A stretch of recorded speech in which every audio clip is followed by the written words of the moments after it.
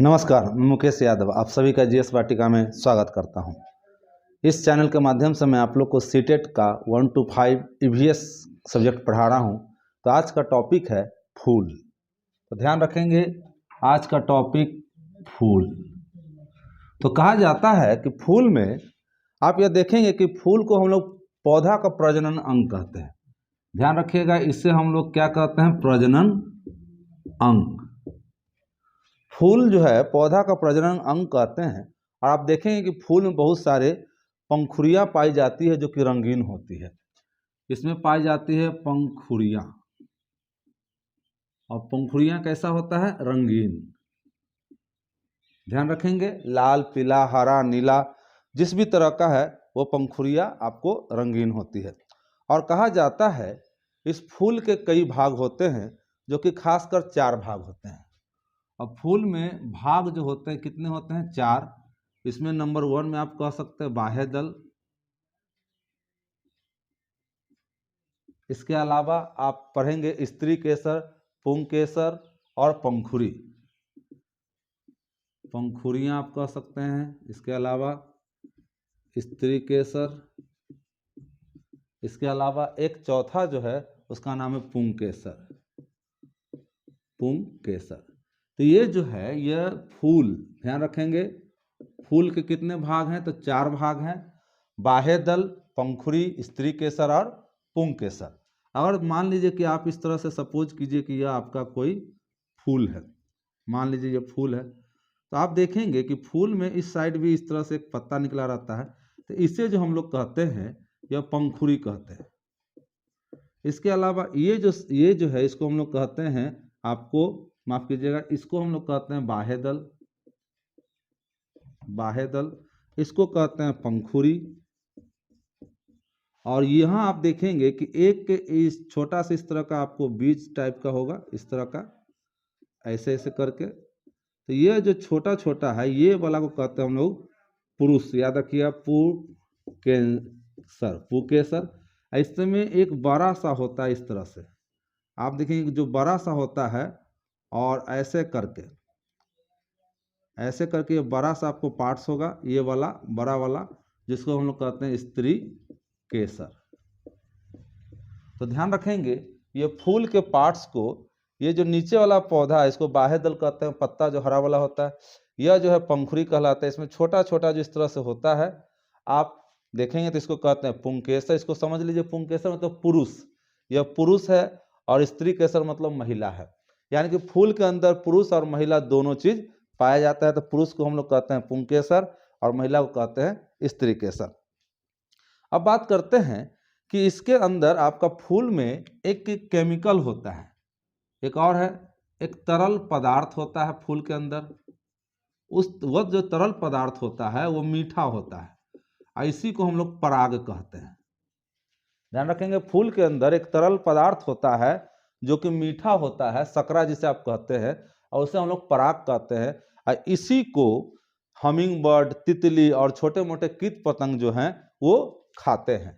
तो आप समझ सकते हैं, यही पराग को हमिंग बर्ड, सबसे छोटी चिड़िया, प्लस तितली प्लस कीट, ये सभी का यह जो पराग है यह खाद्य पदार्थ है।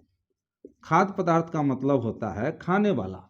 तो आप जो तितली, मक्खी, मधुमक्खी, ये जो आप देखते हैं, हमिंग बर्ड, कीट, ये जो भी है, यह फूल के अंदर एक लिक्विड होता है, तरल पदार्थ होता है जो सकरा टाइप का होता है, मीठा टाइप का होता है, उसे हम लोग पराग कहते हैं। और उसी को ये लोग खाने आता है, इसे खाद्य पदार्थ कहा गया है। तो हमिंग बर्ड, तितली, कीट, ये सब के लिए पराग क्या है? एक खाद्य पदार्थ है। अब आप यहाँ यह भी देखेंगे कि दुनिया का सबसे बड़ा फूल और कौन सा है? तेरेफ्लेसिया। और दुनिया का सबसे छोटा फूल बुल्फिया है। तो आप यहाँ याद रखेंगे रेफ्लेसिया, लेसिया, यह जो है वर्ल्ड का सबसे बड़ा फूल है। सबसे बड़ा फूल कौन सा है? रेफ्लेसिया। और सबसे छोटा फूल है बुल्फिया। बुल्फिया सबसे छोटा। ध्यान रखेंगे, एग्जाम में पूछता है कि फूलों में सबसे बड़ा फूल कौन सा है? तो रेफ्लेसिया। और फूलों में सबसे छोटा फूल है तो वह है बुल्फिया। और आप यह भी देखेंगे कि एक और सवाल आता है कि फूलों की घाटी चमोली को कहते हैं, जो कि कहाँ है, उत्तराखंड में, भारत में। तो फूलों की घाटी ध्यान रखेंगे, फूलों की घाटी कहते हैं चमोली। यह कहाँ पड़ता है, उत्तराखंड, उत्तराखंड। तो यह उत्तराखंड में ही आपको जो जगह है चमोली, वो उसे हम लोग फूलों की घाटी कहते हैं। तो ये आप जरूर याद रखेंगे। अब हम लोग आते हैं फूल का महत्व। तो फूल का महत्व क्या क्या है, इसके बारे में अब हम लोग यह देखेंगे। तो फूल के महत्व में कहा गया है कि यह जो है पौधा का परागण की क्रिया इसमें होता है। नेक्स्ट पॉइंट है फूल का महत्व। इसमें सबसे पहला पॉइंट कि इसमें परागण की क्रिया होती है। ध्यान रखेंगे, इसमें क्या होता है, परागण की क्रिया होती है, और जिसे यह प्रक्रिया द्वारा पौधे में प्रजनन की क्रिया होती है। ध्यान रखिए, यही परागण की क्रिया के द्वारा क्या होता है, प्रजनन, प्रजनन की क्रिया होता है। अपना जैसा वो फूल अपने जैसा बच्चा वो मतलब पैदा करता है। और कहा जाता है ये परागण की क्रिया जो होती है कई तरह से होता है, अलग अलग ढंग से होता है। ये जो परागण की क्रिया है अलग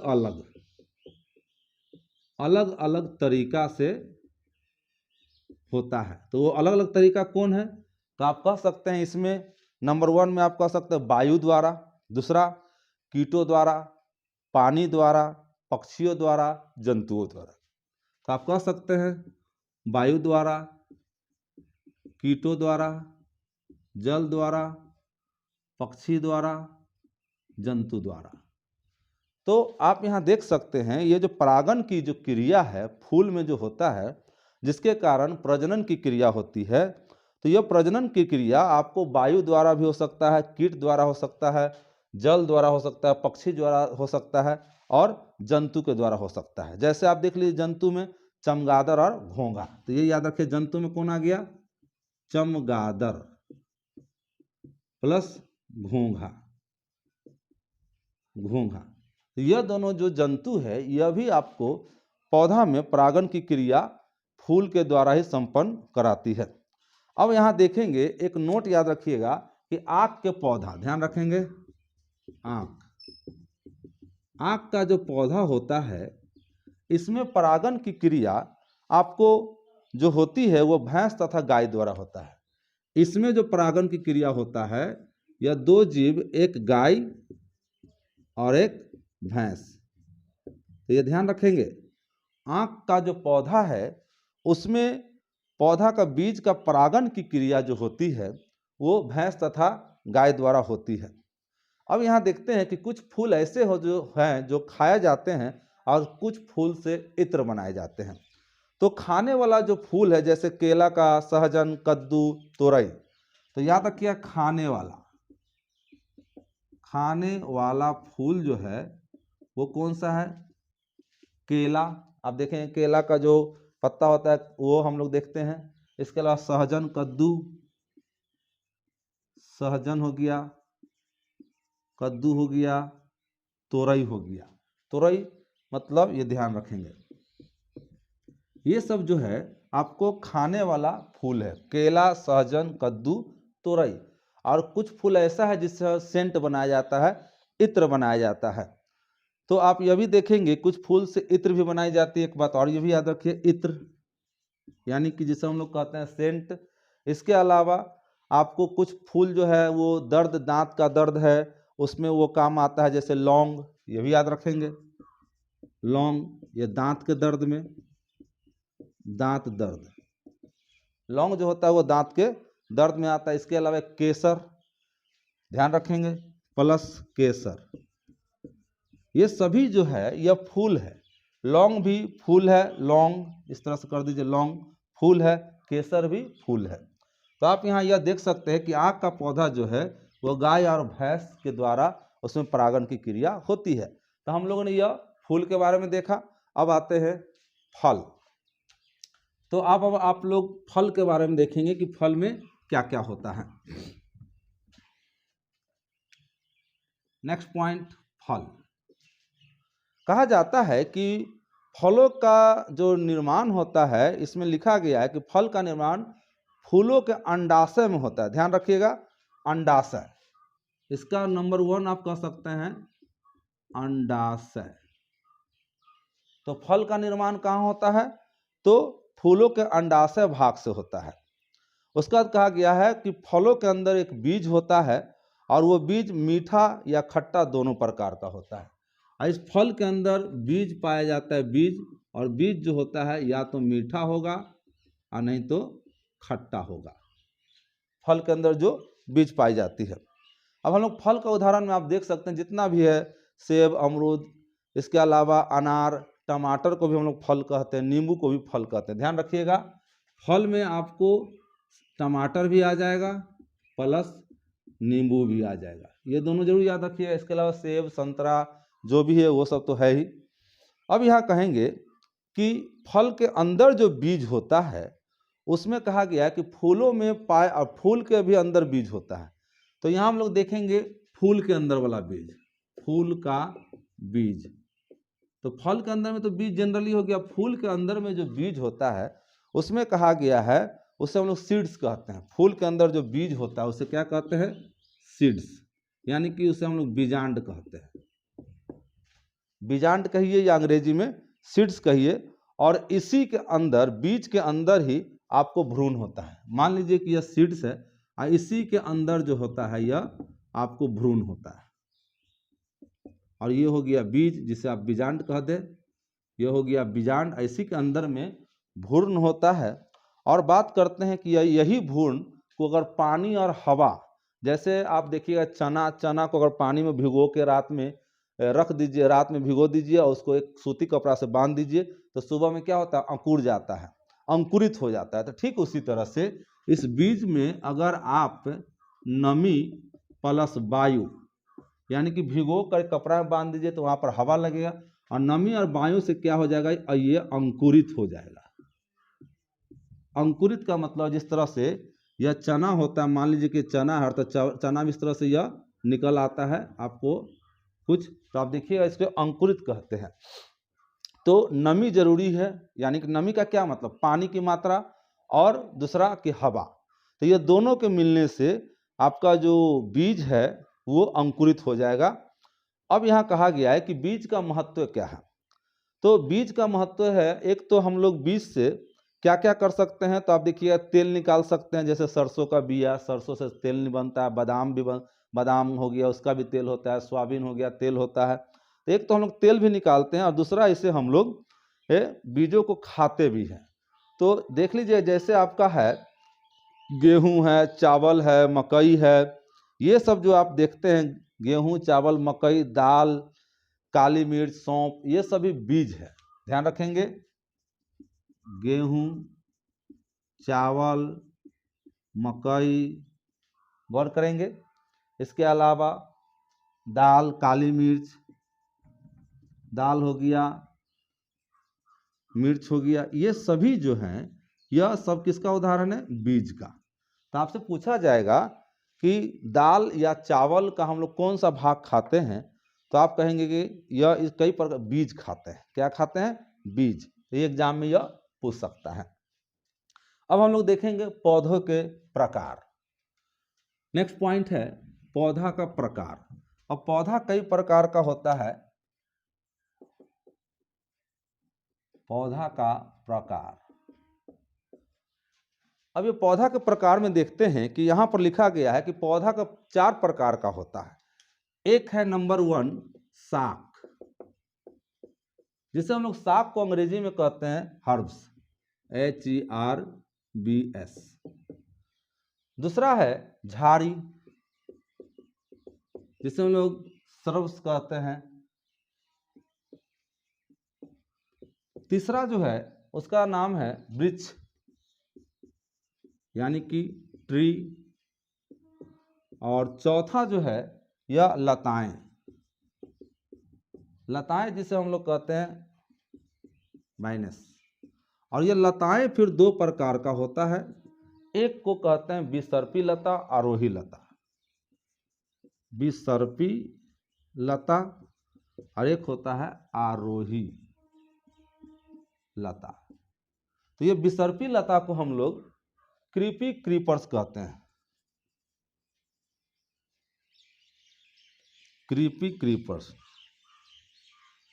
और इसे हम लोग कहते हैं क्लिम्बर क्रीपर्स।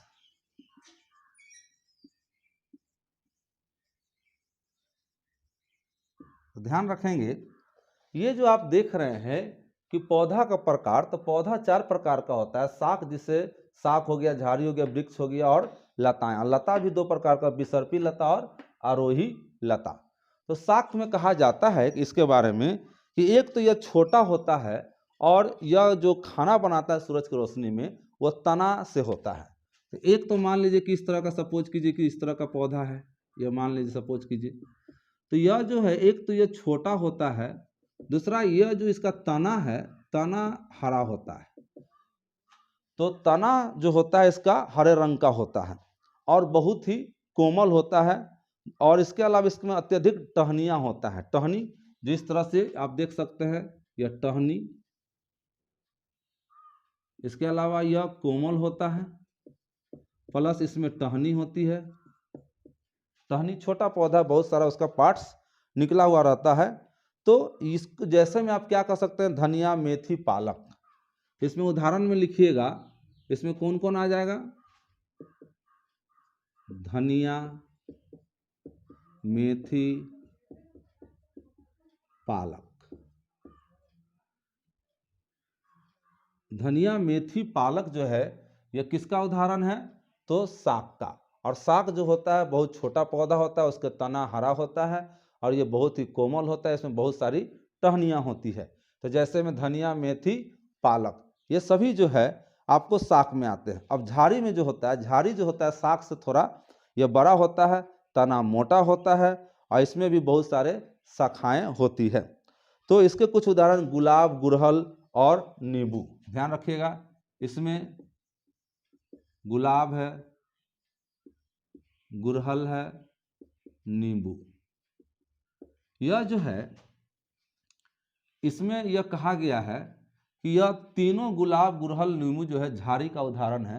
और इसके बारे में कहा जाता है कि यह शाक से थोड़ा बड़ा होता है, इसमें बहुत सारी टहनियाँ होती है और यह शाक तो कोमल होती थी और यह थोड़ा मजबूत टाइप का होता है।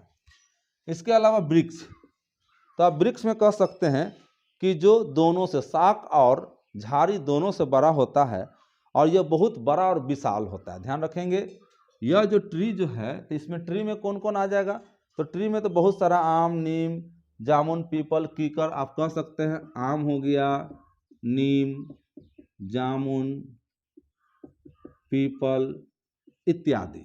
कीकर भी याद रखिएगा। ये सभी जो है ये वृक्ष कहलाते हैं। और आप देखते हैं कि वृक्ष जो होता है यह शाक और झाड़ी से भी पावरफुल होता है, ज़्यादा मजबूत होता है, ज़्यादा बड़ा होता है और उसमें अनगिनत शाखाएं होती है। इसके बारे में तो यह सबसे इम्पोर्टेंट, चारों तरफ फैला हुआ था, बहुत झमटगार होता है, बहुत लंबा दूर तक में यह फैली हुई होती है। अब आते हैं लता। लता जो होता है वो 2 प्रकार का होता है, विसर्पी लता जिसे हम लोग कहते हैं क्रीपी क्रीपर्स, और आरोही लता जिसे हम लोग कहते हैं क्लिम्बर्स क्रीपर्स। तो इस तरह से 2 प्रकार की लता होती है। तो विसर्पी में आप थोड़ा ध्यान दीजिए कि आप गौर कीजिए, यहाँ पर लिखता है विसर्पी, तो इसको थोड़ा देर के लिए बंद कर दीजिए, थोड़ा देर के लिए यह ब हटा दीजिए और यह भी हटा दीजिए। तो आप देखेंगे सर्पी से आप याद रखिएगा, इस तरह से आप सर्प लिख सकते हैं। सर्प, सर्प का मतलब क्या हो गया, सांप। और सांप जो होता है इस तरह से होता है, ऐसे ऐसे करके, मान लीजिए इस तरह से जमीने पे लेटा हुआ रहता है, ऐसे ऐसे करके। कहने का मतलब है वैसा पौधा जो जमीन पर ही लथड़ते हैं। कहाँ पर, जमीन के ऊपर ही, वह जमीन के ऊपर ही इस तरह से लथड़ते रहते हैं। तो सांप के आकार का याद रखिएगा, सांप से सर्पी याद रखिएगा। तो विसर्पी जो है, ये ध्यान रखना है आपको, विसर्पी तो सर्पी याद है, सर्पी से सर्प याद रखिएगा, सर्प से याद रखिएगा सांप। तो सांप क्या होता है, इस तरह से ये जमीन पर लेटा हुआ रहता है। तो कहा जाता है कि यह जमीन पर बहुत बड़े भाग में यह फैला होता है। इसके उदाहरण है खीरा, तरबूजा, पुदीना। ध्यान रखिएगा, इसका उदाहरण कौन है, खीरा, तरबूजा, तरबूजा आप देख सकते हैं, तो खीरा हो गया, तरबूजा हो गया, पुदीना हो गया इत्यादि। पुदीना, तो ये सभी जो है खीरा, तरबूजा, पुदीना, ये सभी कैसा यह मतलब लता है, तो बिसर्फी लता का यह उदाहरण है। अब हम लोग देखेंगे नेक्स्ट में वो आते हैं कि इसमें यह देखेंगे आरोही लता। आरोही का मतलब होता है बढ़ते हुए क्रम में। जैसे मान लीजिए कि यह जमीन है, ठीक, यह सपोज कीजिए कि ये धरती, और ये एक मान लीजिए कि इस तरह का डंडा है, डंडा, और आप ये मान लीजिए कद्दू का पेड़, इस तरह से ऐसे करके ये ऊपर की ओर जाता है। तो इस तरह मान लीजिए कि पत्ता है,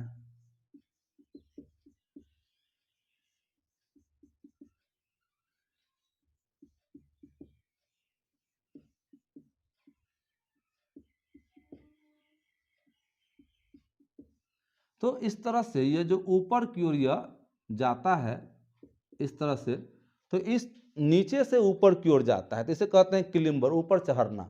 मतलब ये किसी न किसी के सहारा का इसका जरूरत है, बिना सहारा के वो ऊपर चढ़ ही नहीं सकता है। यानी कि सहायता से यह खड़ी हो सकती है, और वृक्ष हो, तना हो, उसके चारों ओर यह लपेट लेती है, चाहे वो पेड़ हो, आप कुछ भी सपोर्ट उसको चाहिए। तो जैसे में मनी प्लांट हो गया, मटर हो गया, अमरबेल हो गया, ये ध्यान रखिएगा। इसमें उदाहरण कौन है, तो मनी प्लांट, उसके अलावा मटर का पौधा आप कह सकते हैं, अमरबेल। अमरबेल में एक बात जरूर याद रखिएगा कि अमरबेल जो है वो परजीवी पौधा का उदाहरण है। परजीवी का क्या मतलब होता है? परजीवी का मतलब होता है जो दूसरे के ऊपर डिपेंड हो, जो दूसरे के ऊपर डिपेंड हो, उसे हम लोग परजीवी कहते हैं। तो इस तरह से आपने ये पौधा का प्रकार देखा। अब हम लोग अगले क्लास में इससे आगे देखेंगे। तो आज के लिए इतना ही, और वीडियो अच्छा लगे तो लाइक करें, शेयर करें, सब्सक्राइब करें। Thank you.